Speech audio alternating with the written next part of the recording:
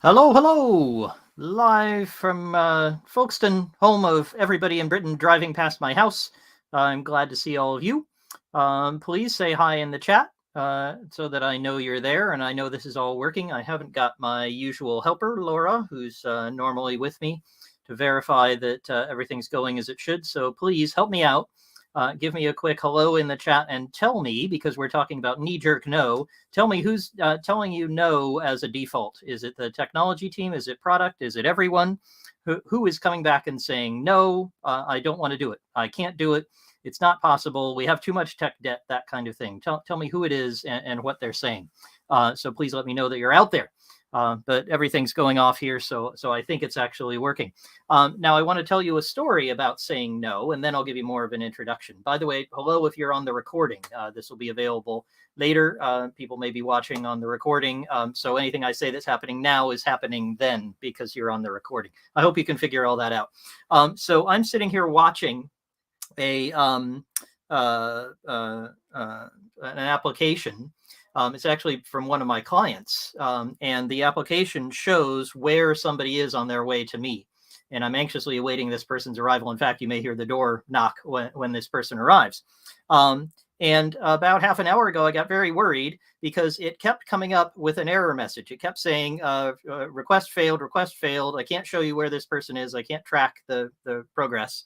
And I got this kind of deja vu feeling. It's very frustrating when somebody just says no to you like that. So that's what we're going to talk about today. Like I say, throw something in the chat. Let me know what your questions are about people who say no, tech teams who are just as a default almost just saying, no, don't do this.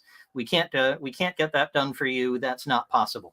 And by the way, those of you who know me well will know that if you ask fewer questions, then this will be a shorter stream, which is fine with me. I can just go enjoy my visitor and what he's bringing me. But unfortunately, I can't tell where you are and what your questions are unless you ask. So please throw questions in the chat. I can see them right here, and I'm very happy to answer them for you. Let me just mention a few things. First of all, this is from the Squirrel Squadron. This is my community of people, of tech and non-tech people learning together. We were just doing some learning together earlier today where someone asked a fantastic question about some battling engineers, similar to our topic today. They asked that on our forum, and somebody else who said she had a CV pockmarked by potholes of this kind of problem, and she gave some very helpful advice. So there are events like these every week. There's a couple of events coming up, one on why you don't need a platform. That's in 2 weeks. So if you think you're needing to build a platform, you're probably wrong. So I'll tell you all about that then. We're doing one next week on combat, what happens when product and engineering declare war on each other. So we're doing a lot on conflict right at the moment. So having a lot of different kinds of conflict. And I think my person's arrived, at least that's what the map says. So I'm very hopeful that that he turns up at the door soon. You'll hear the knock. Right. So with that little introduction, let me talk just a little bit about another story. So this is a story of another one of my clients. And you know what? I'm going to have to stop for just a second and answer the phone because this person's phoning me. I apologize. Very unprofessional of me, but just hang on.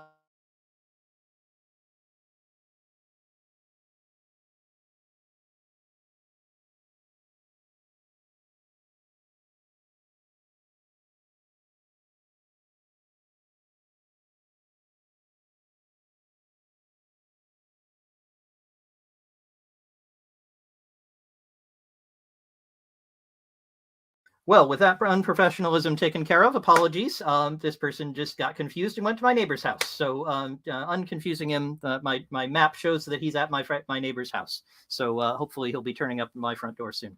Right, so back to my client story. So my client comes to me and they say, look, we're the tech team. We want you to coach us. And our challenge is that we have to say no. We don't know how not to say no. We really want to change. We really want to figure out how not to say no.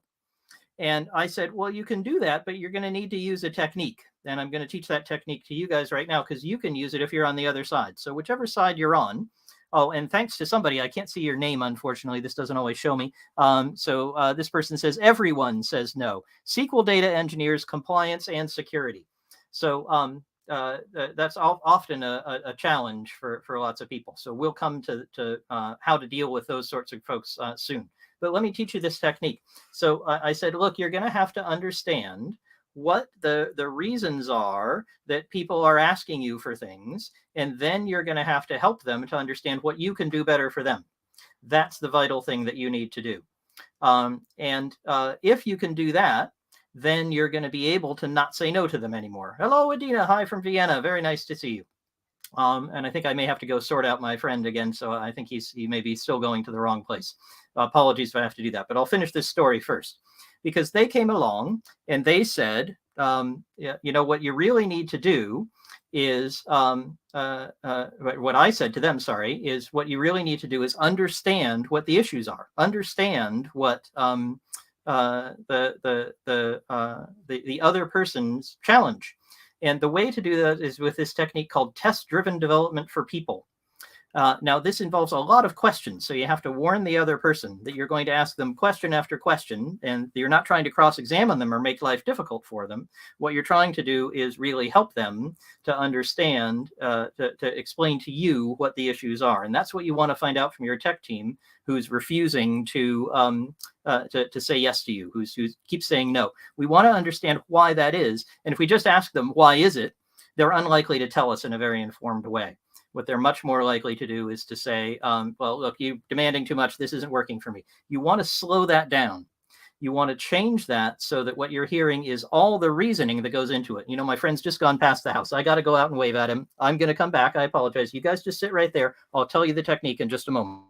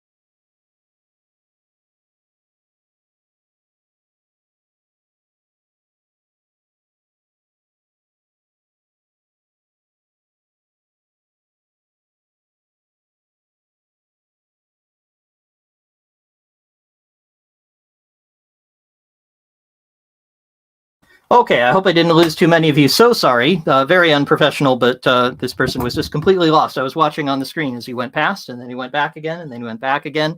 So wonders of modern technology. So where were we? We were at the situation where we wanted to understand what's the other person thinking. In this case, it was the tech team wanting to know, why are we having to say no? Why are you making demands that don't make any sense? In your case, it might be that you're asking the tech team for something. You might be on either side of this. What does it sound like? Well, what you do is you ask a series of questions that go slowly through a series of steps. You can look this up. It's called the ladder of inference, if you're interested in that. But I'm going to tell you all you need to know here. So you ask first. So what I observe is that I ask you to do something and you say no. Is that correct? Now, you notice the first thing about that that's very strange is that the request is not, why are you doing this? What's the reason? What are you thinking about? It's a question about data. It's a question about what you can see and hear. And it may be really obvious, but surprisingly, sometimes you get a negative answer. Sometimes somebody says, no, that's not happening. I'm not getting your request. It's somebody else who's saying no. It could be that the person thinks they're saying yes in a helpful way, but they're not actually, that they think that they're responding to your question in a way that works. But unfortunately, it's not. So you can have a breakdown at that very first step of whether you're observing the same thing. Then you move a tiny bit further and you say, the important thing for me about this is that it's repeated. This is happening over and over again. I'm making this request and I'm hearing this repeatedly. Does that also seem important to you? Have you noticed this pattern? The person might say, no, I thought you only asked once. That would be really interesting. What a surprise, right? Then you'd have a very interesting discussion. If they say yes, you see how we're building up a little series of steps here. And as we build up these steps, we're understanding the reasoning that gets the person to say no. It might be next that you say, so what that means for me is that because it's repeated, there's some systemic thing. There's something about my request, or there's something about how you can write code, or there's something else, there's something in our application. What is it that's holding you back from saying yes? What's causing you to say no? Again, notice I'm not saying why yet. I'm saying, what does it mean to you? And then they might give some interesting answer. You carry on to cover topics like what assumptions lie behind what this means to you, what conclusions are you drawing, what beliefs have you built up, what sorts of things are you starting to believe about me? We're getting close to why now. And then what actions do you take? I see that what you're doing is saying no. Is that because of this belief you've built up, which is because of the conclusions, which is because of the assumptions? So you don't have to worry about each one of those steps in gory detail. There's not a test here. It's not something you have to do in a certain order in a particular way. But the idea is that you move slowly from step to step, and it feels uncomfortable at first. If you have this kind of dialogue with somebody, it feels like you're not moving fast.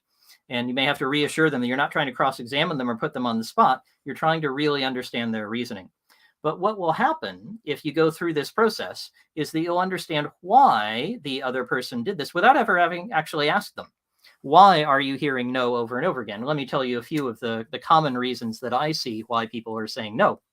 They might say, as you build up this chain of reasoning, they might say, well, I say no each time, and what it means for me is that I'm just being interrupted from this other work that someone has given me that's more important than your work.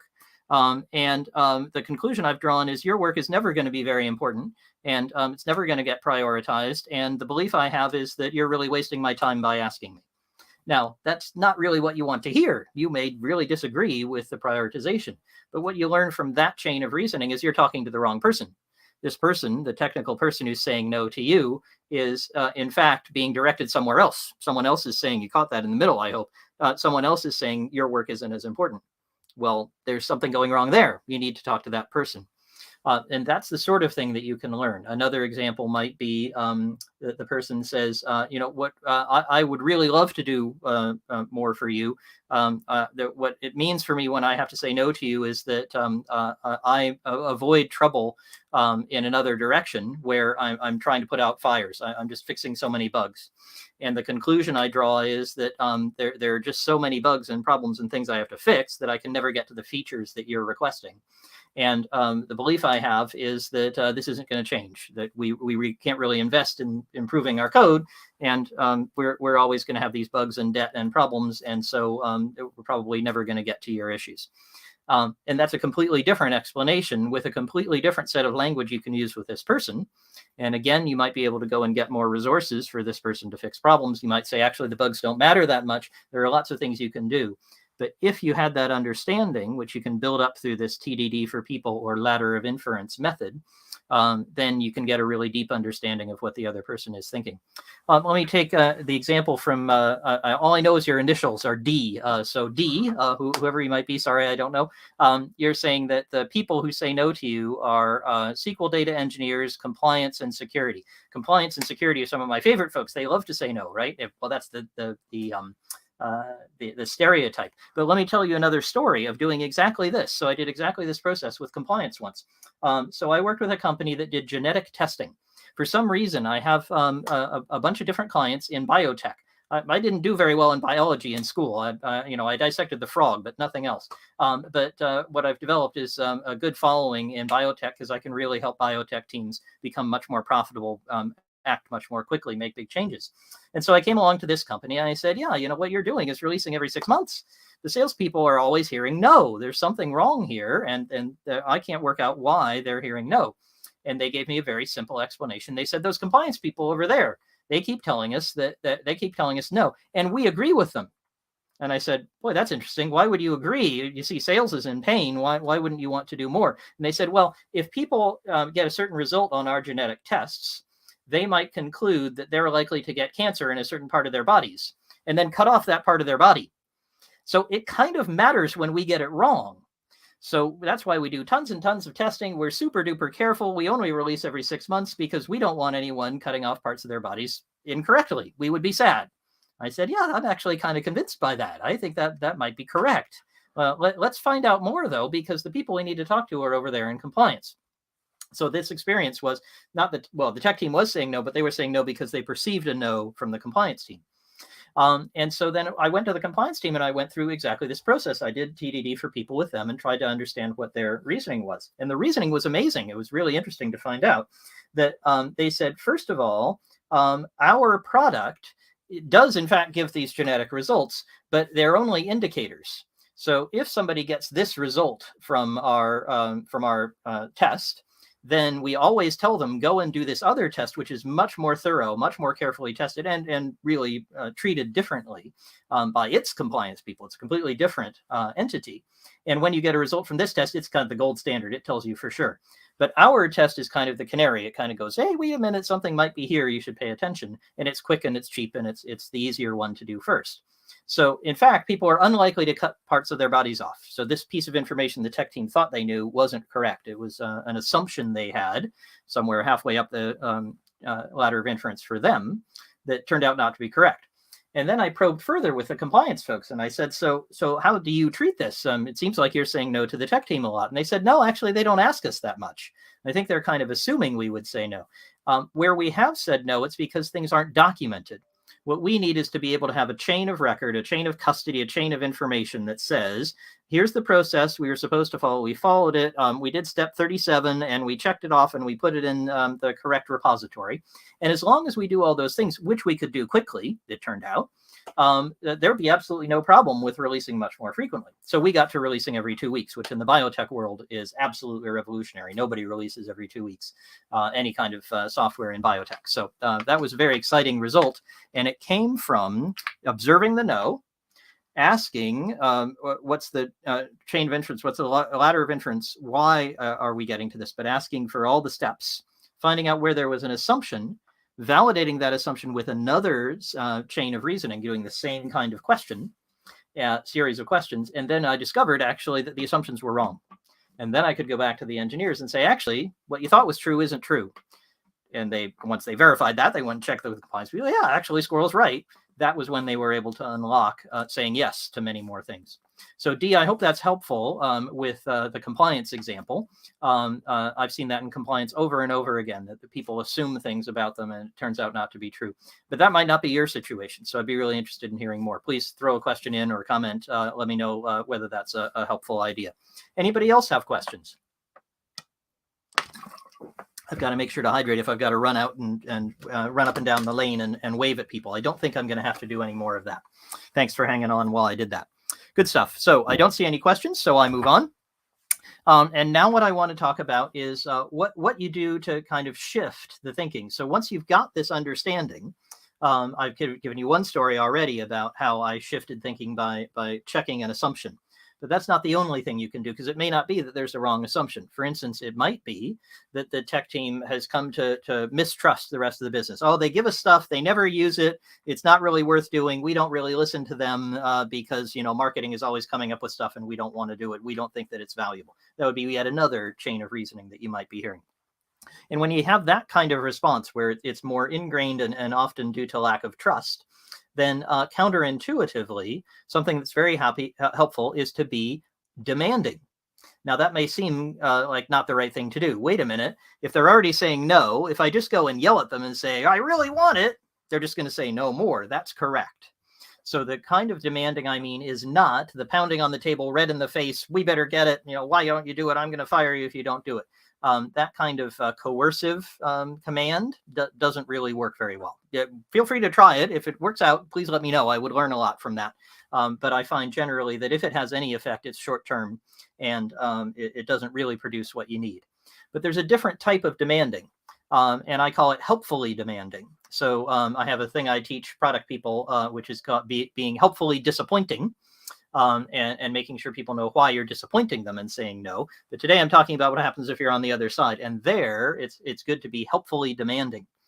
So let me give you an example of that. I was just coaching someone this morning on, again, speed of delivery. And what he was saying was, I run the tech team. And there's several folks who are making progress. And I have real trust in them. I'm sure they're doing the right thing. But I'm not seeing what I want from them. I'm not seeing the results. I'm not sure they're on track. And I don't want to micromanage them. I don't want to be that unhelpfully demanding person who pounds on the table. I said, yeah, don't do that.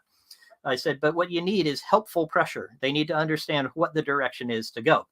And the analogy I made is to walking my dog, or my wife's dog. So when I walk the dog, we're going along together. Normally the dog's just at the end of the lead going along together. But sometimes one of us puts pressure on the other, and we learn something from that because we're connected by the lead. And sometimes it's me saying, there's something over there that you shouldn't get involved. We're not going to go dig into that rabbit hole. So I pull on the lead and take the dog this direction. I don't hurt the dog, but I do give helpful pressure so the dog knows to go this way.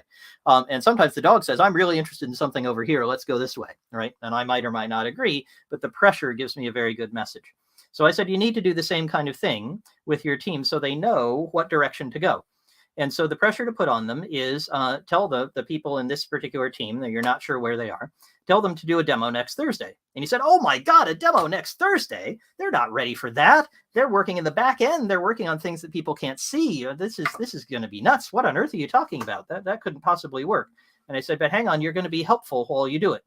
You're going to explain why you're doing it, what the motive is, how are you thinking about this, and what issues are there that are causing you to need this? And he says, well, yeah, we have the board meeting in a week and I have to show them this, and the salespeople are asking, and we really need to get motoring on this new project. Whenever it is finished, we need to see.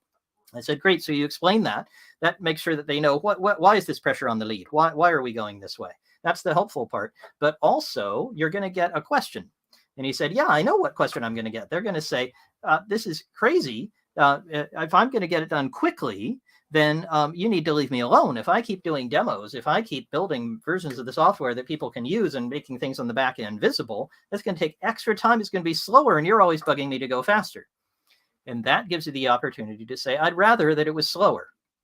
That put him on his back foot. And he said, wait a minute, what do you mean I want it slower? I said, well, you do, but you want to be able to see it more frequently. He said, yeah, that is what I want.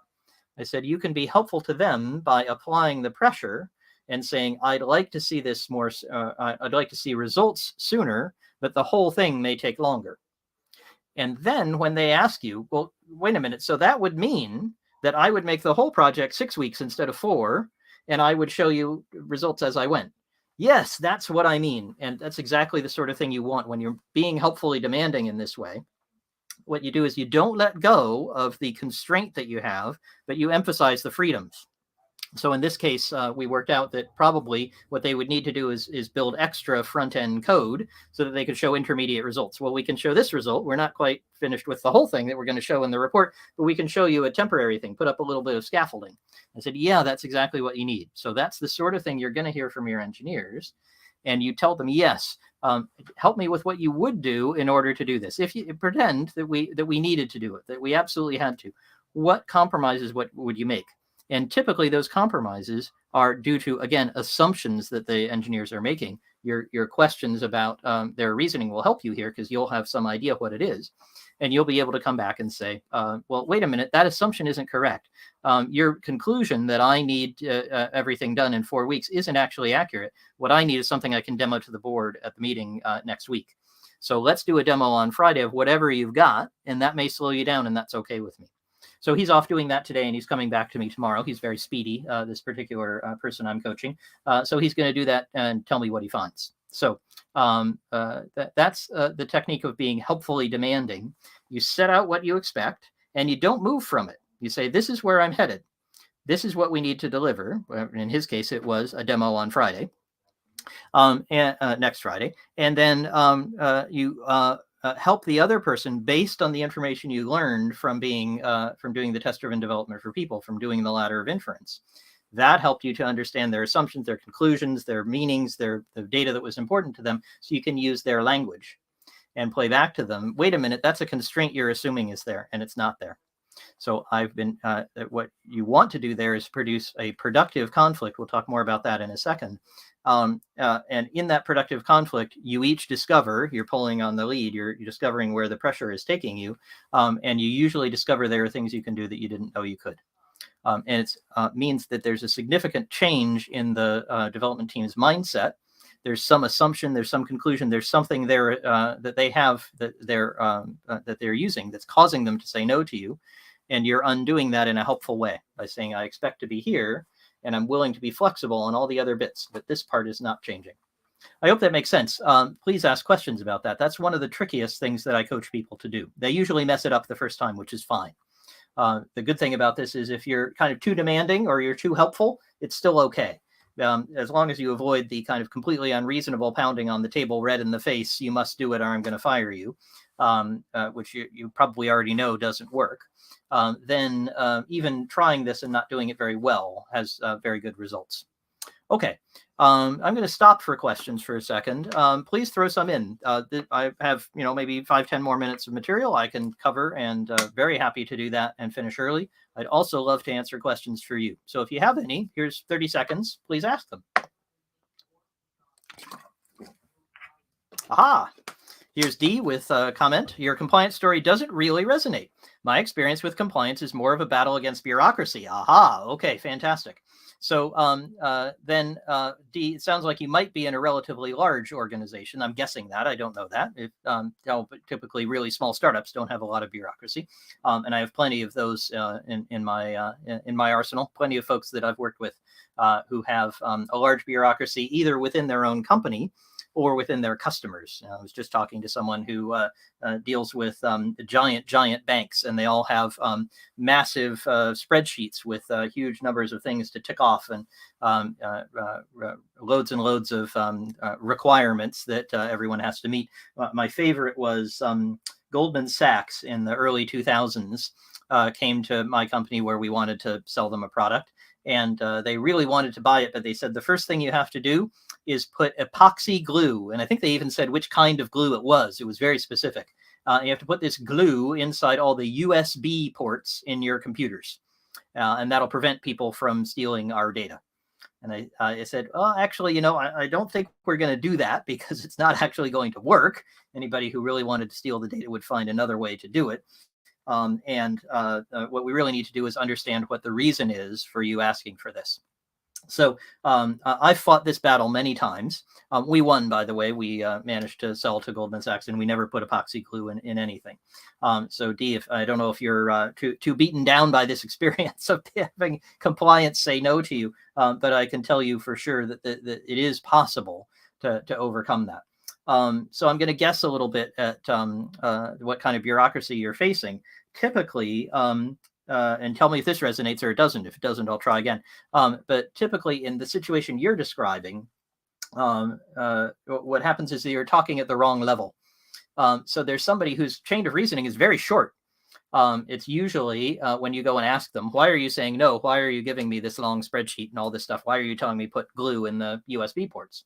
What they say is, well, because so-and-so told me. It's in this rule. It's in this policy. It's over here.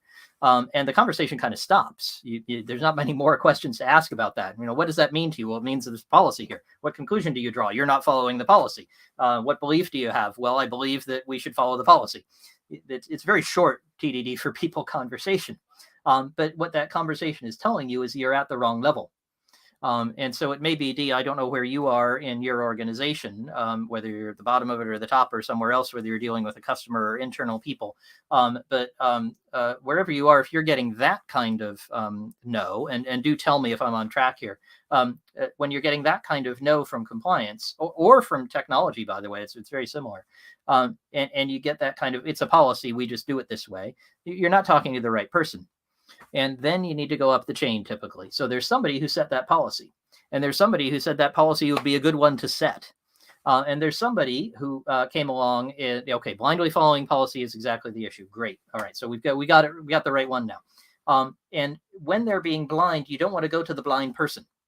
Now, my wife happens to be blind. If you hear a dog barking in the background, it's her guide dog. So I care a lot about blind people. But in this case, we're being blind to something we could see. We're ignoring a commercial reality where, you, D, have some great idea, something you could implement that would make the company more money or save cost or make customers happier. And compliance is just saying, no, we won't do it. This is the policy. We don't care whether we make more money or not. You're with the wrong person. And that can happen in technology, that can happen in security, that can happen with data engineers, all the different folks that people have mentioned here. Because if you go up the chain enough, there's somebody who has profit and loss responsibility. There's somebody who can say, all right, well, we have this policy and it's really useful. It's a good thing that we have the policy. D has an exception. There's some other thing that's going on here. And although my chain of reasoning normally says at this stage, say no, epoxy glue in the USB ports, actually, I can see some benefit from doing something different, and I can weigh those two against each other. And you want to get to the person at that level. That may be challenging, and D, you may need some help. I don't know whether you're at that level yourself, whether you would have trouble finding that person. I remember someone I worked with a lot many years ago, who's a consultant for HMRC. That's Her Majesty's Revenue and Customs, the equivalent over here in Britain of the IRS, for those of you in the US who might know that better. Boy, this person he said, the bureaucracy would drive you insane. There's some minister somewhere, there's somebody who's in the government who's way up here at the top. And that person has set a policy, which I 6 or 7 levels down have to follow. And my advice was find somebody who's a minister or ministerial level with you, who's on your side. And he said, wow, that would be really tough. I said, yeah, that would be tough. But if you want to make progress against this policy, you're going to need to operate at the level of the policy setter. And so that may mean you have to go way high in the organization. You may mean that you, for example, if you're selling to a big bank, like the person I was talking to earlier today, and this is what we did with Goldman as well, is to go have your salespeople go to somebody quite high up in the bank and say, hey, wait a minute, this policy doesn't make any sense. It doesn't apply to us, right? We're not handling the type of data that this is supposed to protect against. Epoxy glue in our ports would hold us back from the kinds of innovation that you're having trouble doing in your bank. And the whole reason you wanted to hire us was so we could be more innovative. And if you're going to hold us back with this kind of stuff, we can't do it for you. And that's a line of reasoning. You may have to do TDD for people to understand that that reasoning works. But that's a line of reasoning. If you're using that language with somebody who can make the change, will almost uniformly make you have a very different conversation. Let me put it that way. You may or may not win. That person might say, well, actually, this policy does make sense. It really does apply here. And this is why we want to enforce it. And then you can have a dialogue about whether you can achieve your original goal. You may not be able to. But if you're getting blind compliance, blind following of rules, you're talking to the wrong person. D, I hope that was helpful to you. Happy to answer more about that. Great question. Would love to hear more from others, but I'm going to move on to one more story here. And this is one about productive conflict. So I had a client with an absolutely wonderful set of products. And if you haven't seen these products, you should. They're called Lost My Name. The company is now called Wonderbly, but their kind of flagship product, the place it all got started with a fabulous book for children, small children, and every page is about a different letter of their name. And so, of course, it's a highly, highly customized book. They can't actually get on the list of best-selling children's books. They would be at the very, very top, but they can't get on because every book is different. So, in fact, it's as if they're selling one copy of Allison, another copy of Maria, and so on. So, unfortunately, they can't do that. But they now have a line of about 40 books, all personalized with all kinds of different things. And it's really exciting, the beautiful books.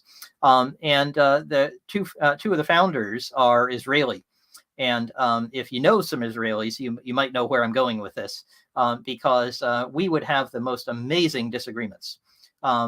They would have absolutely passionate beliefs about how designers should work in order to produce these amazing books, because the clearly at the top was the people who had the amazing creative ideas, who could think up, we should have an Inuit for the letter I, and we should have I don't know, a magister for the letter M. I don't even know what a magister is, but they had all kinds of tremendously creative, incredible ideas, and they would draw them on, put them up on the walls.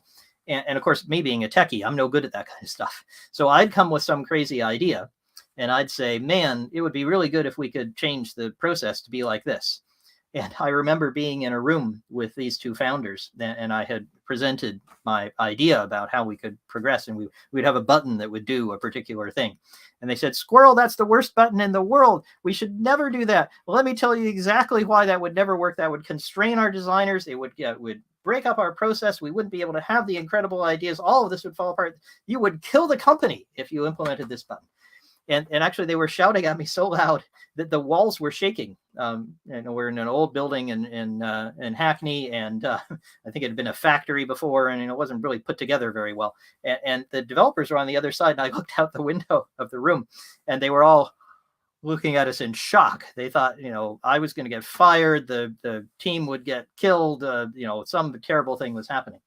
But I knew what was happening was really productive conflict, because I was understanding the issues they were pointing out to me. I didn't know this about designers. I didn't know this about their process, and I was learning. I happened to be learning at about 400 decibels, but that was okay. I didn't mind. So I leaned out the window and I said, hey guys, cool down. Don't worry.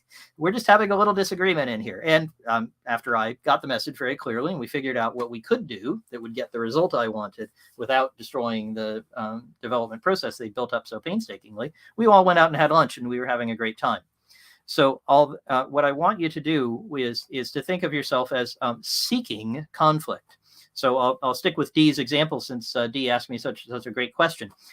So Dee is going off to the compliance folks. He's seeing blind policy following. I don't know whether Dee's a he or she.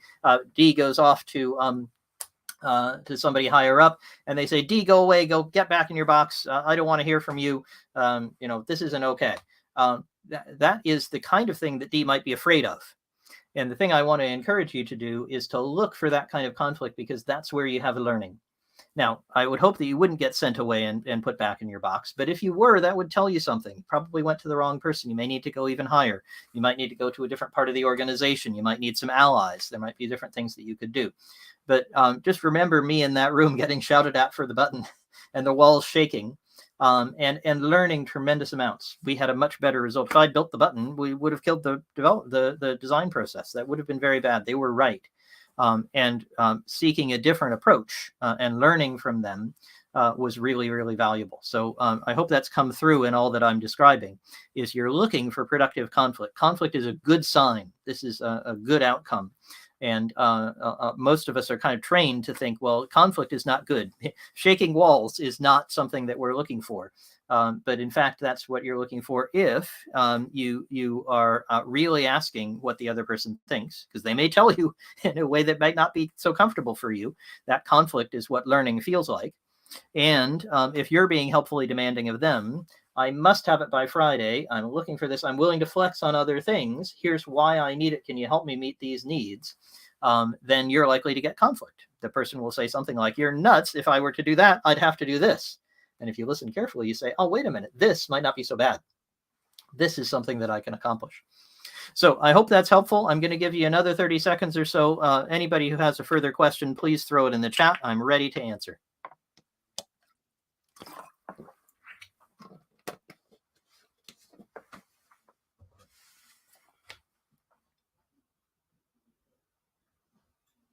At least my application over here has stopped saying no to me, so I can in fact see that my friend got here. My waving out on the road did in fact get him here, so I can go out and see what he brought me. Okay, so I'm going to go do that because I don't see any more questions. I've really enjoyed being with you. If you're here on the recording, feel free to ask more questions. You can drop an email to me. You can find me at douglassquirrel.com. I'd really like for you to join the Squirrel Squadron so you can come to more of these. That's at SquirrelSquadron.com. I'll go and put that in the comments so that you know where to go for that. If I can actually type, SquirrelSquadron.com. There we go, and I can go show, and then there it is. Fantastic. So if you want to come to more of these events, ask more questions. I have some that are more interactive. I'm going to be live in London. I forgot to mention this. Live in London on the 8th of September, live in Berlin, I hope, at the end of September, and I'm going to Miami in November. So lots of opportunities to interact, to ask questions, and to learn more. I've really enjoyed being with all of you. Thanks so much for your questions and ideas, and have a wonderful day.